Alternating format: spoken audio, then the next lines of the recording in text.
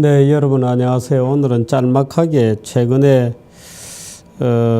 페이스북이라든지 또는 카톡이라든지 이런데 너무나 많이 돌아다니고 있는 음모론에 대해서 조금 얘기를 하겠습니다. 이 홍석현 회장이 무슨 한국의 일루미나티다, 프리메이슨이다, 또는 글로벌 이런 조직의 한국의 총책이다.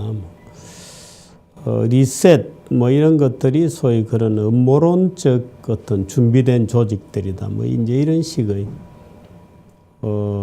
삼성그룹을 홍씨 집안으로 만들기 위해서 어떻다.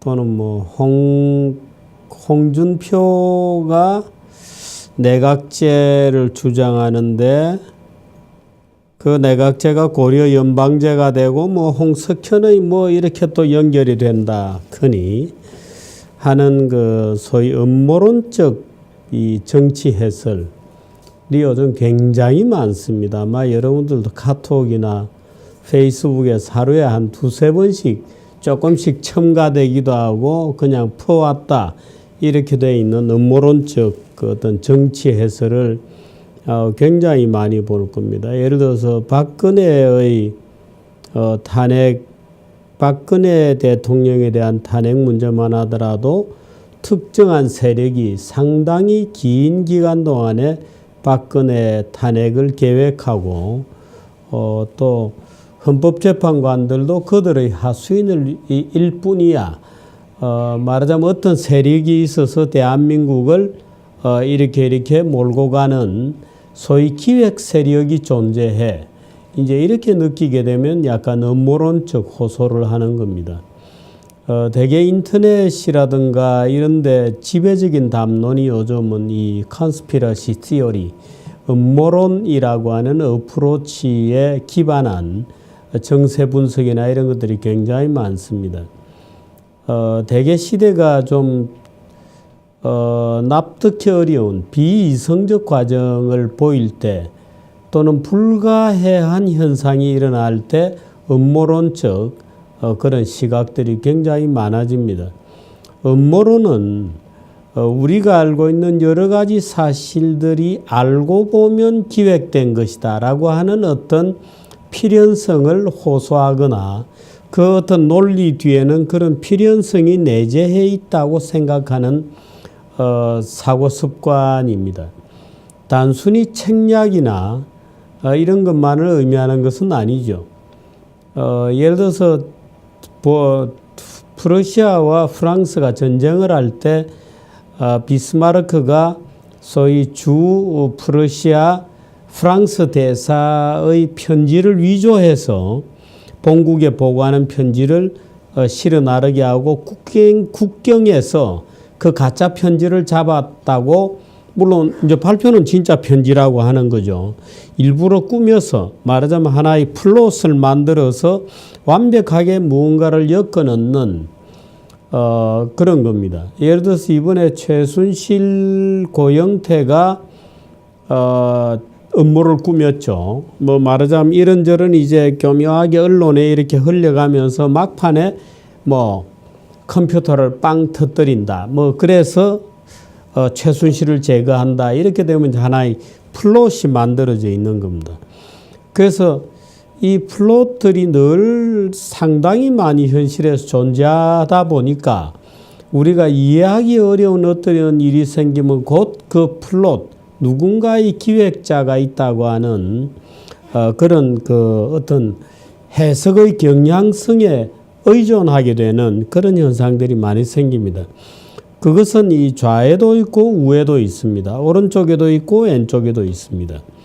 오른쪽이건 왼쪽이건 누구든지 아마 지금쯤은 그런 얘기를 안 할 겁니다만은 예를 들어서 컴퓨터 투표 체킹 시스템이 잘못되었기 때문에 우리 적이 말하자면 대통령이 되었다. 우리가 실패했다고 하는 그런 시나리오들은 굉장히 많습니다.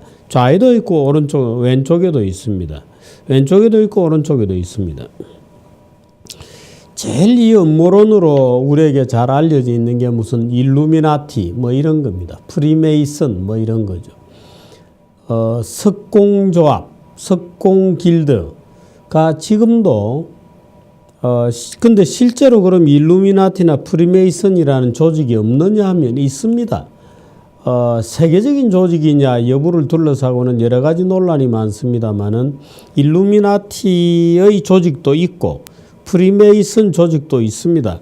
근데 이들이 세계를 지배하는 자들이냐 이렇게 가면 이 얘기는 완전히 달라집니다. 근데 예를 들어서 일본 같은 경우에도 무슨 일본 회의 이런 일본 극우의 뒤에 말하자면 일본을 좌지우지하는 일본 회의라고 하는 극우 조직이 있다. 근데 아마 그 일본 회의에 소속인 그 누군가는 오늘날 일본 정치 타락을 개탄하고 도대체 오늘날의 일본인들이 애국적이지 못하다는 것을 늘 개탄하고 우울하고 세상이 우리 뜻대로 안 된다고 한탄하는 마치 태극기 시민들이 지금 느끼는 좌절감 비슷한 걸 느끼고 있을 겁니다. 프리메이슨이 만일에 있다면 아마 그들이야말로 지금 세상이 망조가 들었다고 세상을 한탄하고 있을 겁니다. 그런데 일반인들은 프리메이슨이 고도의 어떤 기획된 수백 년에 걸친 기획을 가지고 움직인다 이렇게 생각하죠. 그런데 막상 프리메이슨들은 거꾸로 생각하죠. 곧 같습니다. 그래서 사실은 예를 들어서 우리가 점을 치러 가면요. 그 점쟁이들이 지나간 과거에 대해서는 완벽하게 맞춥니다. 내가 이때까지 알고 있게 수없이 많은 흩어져 있는 우연적 사건들을 이 점쟁이는 기가 막히게 필연적 사건으로 연결시켜서 설명을 하거든요. 뭐 우리가 잘 아는 야 당신 집 뒤에 감나무 있지. 뭐 이렇게 시작한다는 넘겨짚는 기술 외에도 그러면 그 점쟁이가 이때까지 나의 지나간 개인사의 모든 크고 작은 사건들을 정말 하나의 필연의 인과관계, cause and effect로 원인과 결과의 어떤 관계로 엮어내면서 나에게 무언가를 설명을 하면 사람들은 깜짝 놀라게 되죠. 그 거대한 하나의 필연성의 인과에 있기 때문에 당연히 그 필연성은 내일, 5년 후, 10년 후, 20년 후에 어떤 사건의 필연성을 함축하는 것처럼 인식을 하게 돼요. 그래서 그 점쟁이에게 의존하게 되고 그러면 어떻게 되느냐 하면 이제 부적을 팔아야죠. 부적을 팝니다. 그래서 이 모든 종류의 음모론은 세상에 납득하기 어려운 어떤 우연적 사건들을 마치 필연성의 미닝, 의미를 가진 것처럼 보이게 하는 이론 또는 그런 사고방식을 conspiracy theory라고 부르는 겁니다. 그 칼 포퍼라는 철학자가 그 주장에 대해서는 아주 명징하게 얘기했는데요. 오이디푸스 이펙트라는 개념으로 그걸 설명을 했습니다. 그런데 오이디푸스라는 것은 우리가 잘 알듯이 그 그리스 왕의 아들로 태어나서 신탁을 받죠. 얘가 자라나면 자기 아버지를 찔러 죽이고 자기 엄마와 근친상간을 하게 될 거다 하는 이제 신탁을 받아요. 그 이제 주인공 이름이 오이디푸스죠. 그래서 이제 나중에 그 심리학자 그는 프로이트죠. 프로이트가 오이디푸스 이펙트라는 말을 컴플렉스라는 말을 만들어냈는데요. 그 남자 아이들에게는 그 모친에 대한 어떤 그 오이디푸스의 유혹을 갖는다는 거죠. 성적 충동. 자기 아버지를 성적 경쟁자로 인식하게 된다고 하는 이제 프로이트의 논리인데 그게 원래 그리스 비극에 더 킹 오이디푸스라고 하는 그 4대 비극이라고 하는 소포클레스인가요? 갑자기 헷갈리는군요. 그 작가가 쓴. 근데 그 포프가 그 오이디푸스 이펙트라는 말을 하면서 이렇게 얘기했습니다. 그 아이가 나중에 이제 실제로 그 드라마에서는 아이가 이제 그러니까 그런 신탁을 받고 그런 예언 때문에 그 아버지가 아이를 들판에 내다버려 굶어 죽게 해라 또는 동물의 먹이가 되도록 하라고 버렸는데 그 이웃 나라에 있는 뭐 목동이 하여튼 그 아이를 건져내게 돼요. 그래서 이웃 나라에서 자라나다가 어느 날 그 옆 나라에 자기 아버지인 줄 모르고 어떤 왕이 이제 마차를 타고 지나가는데 서로 길을 비켜라고 싸우다가 자기 아버지를 찔러 죽이게 돼요. 그리고 무슨 스핑크스 왜 무슨 퀴즈가 나오고 그러잖아요. 아침에는 뭐 네 발로 뭐 저녁에는 낮에는 두 발로 저녁에는 세 발로 기어다니는 짐승이 뭐냐 하니까 그 주인 그 답이 인간인데 어떻든 그 이웃 나라에 이제 대재난이 닥치고 그 미망인으로 남아있던 그 왕비가 이 스핑크스의 비밀을 풀어주는 사람에게 자기 본인과 나라를 바치겠노라고 약속을 하게 되고 오이디푸스가 그건 인간이다 하고 이제 문제를 풀게 되죠. 그렇게 해서 자기 엄마하고 결혼을 하게 되는 겁니다. 물론 자기 엄마인지 모르고 결혼을 하는 거죠. 자기 아버지도 자기 아버지인지 모르고. 근데 그런 비극적 결론에 이르게 된 원인은 뭐냐? 원인은 그 부모가 자식을 그냥 키웠으면 아무 문제도 없을 텐데 그 부단히 그 신탁이라는 걸 믿어서 죽으라고 버리는 바람에 그 아이는 오히려 부모를 모르고 자라게 되었다고 하는 그 효과를 얘기하는 겁니다. 말하자면 어떤 예언이라고 하는 것이 독특한 그 결과에 대한 효과를 갖는다는 거죠. 말하자면 사회주의 공산주의 혁명이 온다 라고 하는 예언과 그 공산주의 혁명이 오니까 우리가 혁명을 하자라고 하는 당위 사이에는 엄청난 간격이 있는 것인데 마치 인간은 그 현실과 그렇게 될 거라고 하는 신탁을 받아들이듯이 말하자면 어떤 예측과 그 결과의 사이는 사실은 맞지 않다는 어떤 그런 것을 설명하기 위해서 오이디푸스 이펙트라는 말을 칼 포프가 쓰게 되는데요. 인간은 그런 것 같아요.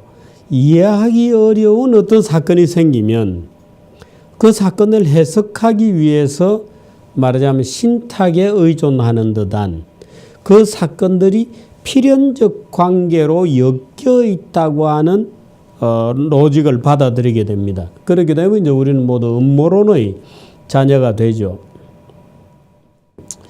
실제로 그런 일들이 굉장히 많이 있습니다. 세상에서 가장 큰 음모론은 역시 종교입니다.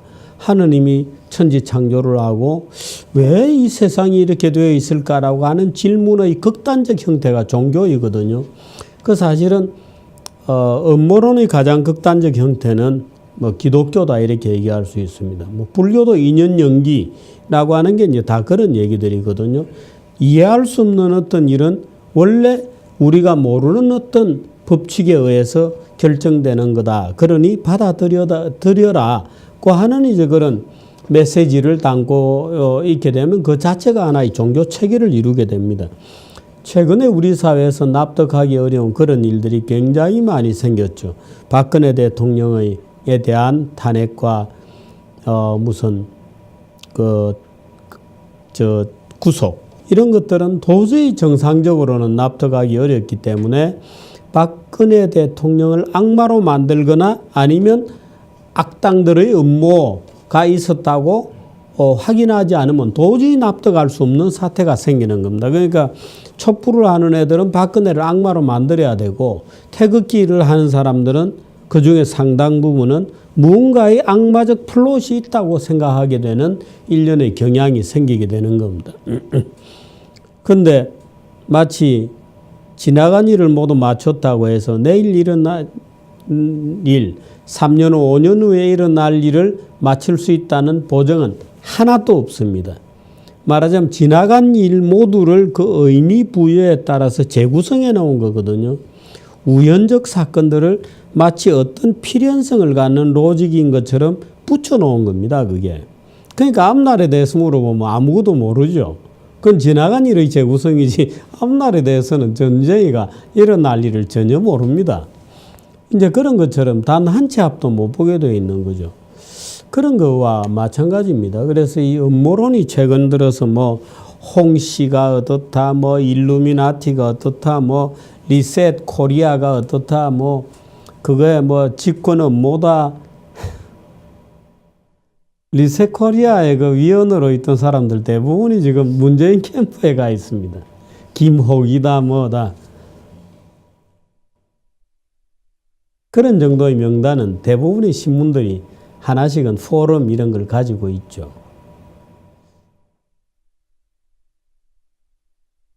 어떤 인간의 살아남기 위한 발버둥에 지나지 않을 수도 있는데 마치 그게 굉장한 어떤 플롯이 있는 것처럼 느끼게 됩니다.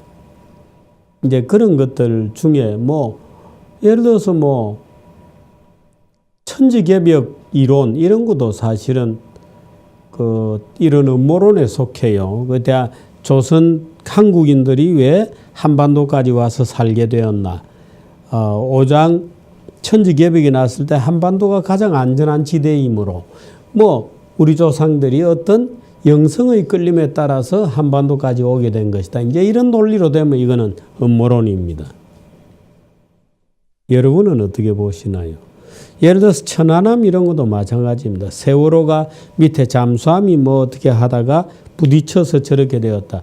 그러니까 도저히 납득할 수 없는 일이 생기면 뭔가의 그 요인을 필연적으로 일어날 수밖에 없었던 어떤 악마적 이미지를 가진 사건으로 만들어내는 것이 바로 이 음모론입니다. 불가해한 어떤 사건에 대해서. 그런데 음모론적 접근에 의존하게 되면 현실을 정확하게 인식하지 못하게 됩니다. 또 인간의 무력성을 받아들이게 됩니다. 그래서 음모론적 현실 해석에 말려들지 않으시기를 부탁드립니다. 요 최근에 인터넷에 너무나 음모론적 계획들에 대한 폭로라고 주장하는 글들이 많이 돌아다녀서 옛날에도 뭐 예를 들어서 뭐 유럽에 특히 음모론 굉장히 많습니다. 예를 들어서 뭐 그레일 그 왜 예수가 마지막 만찬을 할 때 포도주를 마셨다고 하는 그 성배에 대한 얘기 또 무슨 그 어느 작가가 쓴 거죠. 그 왜 옛날에 그 유럽에 왕가는 알고 보면 예수의 후손이다. 뭐 막달라 마리아가 임신한 배가 바로 그 여성의 임신한 배를 그레일 그 술잔으로 본 거다. 그 여인이 프랑스 남부로 와서 나중에 그 유럽의 지배적 왕가의 혈통을 잇게 된다. 뭐 말하자면 이렇게 되면 이제 굉장한 음모론적 어떤 플롯이 되는 거, 다빈치 코드식의 플롯들이 되는 겁니다. 그래서 요 최근에 우리 사회에서 워낙에 납득하기 어려운 일들이 많이 생기고 있습니다만은 제가 어저께 박근혜 대통령 탄핵건에 대해서는 87년 소위 민주화혁명 이후에 있었던 여러 가지 시대 정신들의 충돌이다 하는 요지로 설명을 드렸듯이 충분히 우리가 우리의 지성으로 또는 우리의 이성으로 현실을 보려는 노력을 해야 됩니다. 마치 음모론에 귀를 기울이게 되면 굉장히 명료하게 인식이 되는 것 같지만 그것이 내일 모레 1년 후, 2년 후의 일들에 대해서 우리가 뭔가 대비할 수 있는 오히려 기회를 놓치게 만드는 것이 바로 그 음모론적 어프로치거든요. 그런 점에서 오늘 제가 또 얘기를 좀 드렸습니다. 그러니까 일루미나티가 어떻다, 뭐 프리메이슨이 어떻다 이런 얘기 나오면 너무 그렇게 귀를 솔깃하지 않으시기를 바랍니다. 여기까지 하겠습니다.